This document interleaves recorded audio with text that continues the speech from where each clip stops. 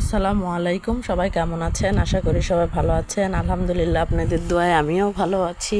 আমি রানী চলে আসলাম নতুন একটা ভিডিও নিয়ে।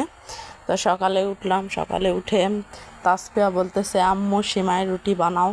তো সকাল সকাল ঘুম থেকে উঠেই সিমাই রুটি বানানো শুরু করে ফেললাম, কারণ ওদের স্কুল আছে। প্রত্যেক দিনই ডিউটি, সকাল সকালে উঠতে হয়। সকাল 6টায় উঠলাম, ওঠার পরে সিমাই রুটি বানাচ্ছি। তো সিমাই রুটি খাওয়ার পরে তাসফিয়া একা স্কুলে চলে যাবে, আর তাসফিয়া যাবে 9:30টার সময়, আর ঋতু যাবে হচ্ছে 7:30টার সময়। তো 7:30টার আগেই বানানো হয়ে গেছে, ও খেয়ে দিয়ে চলে যাবে আগে। আর আজকে ফার্স্ট টাইম তাসফিয়া একা একা স্কুলে যাবে, মানে আমি যাই মোড়েতে উঠাই দিব, তারপরে তাসফিয়া চলে যাবে। কারণ কোচিং তো, বড়টা কোচিং করে, তো এই জন্য ওর 9:30টায় স্কুল। তো আগে যাই কি করবে, তো গাড়িতে উঠাই দিব। তো এই তো খাওয়া দাওয়া শেষ করতেছে তাসফিয়া।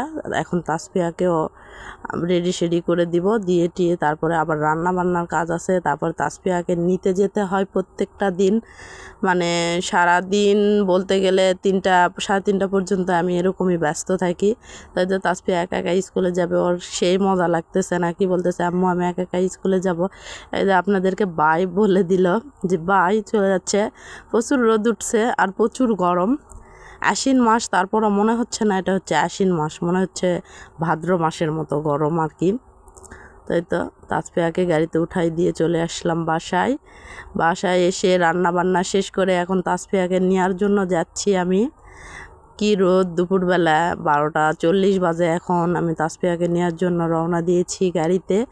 আর দেখতেই পাচ্ছেন গ্রামের প্রকৃতি কত সুন্দর, শুধু চারিদিকে সবুজ আর সবুজ, কত সুন্দর লাগতেছে। কমেন্টে অবশ্যই জানাবেন যে আদৌ সুন্দর লাগতেছে কি না, কিন্তু আমার কাছে তো অনেক সুন্দর লাগতেছে। আপনারা যারা শহরে থাকেন তাদের কাছেও অনেক সুন্দর লাগবে, গ্রামের প্রকৃতি অনেক সুন্দর। তাই তো এটাই হচ্ছে আমার কাজ, প্রত্যেক দিনের কাজ এটা।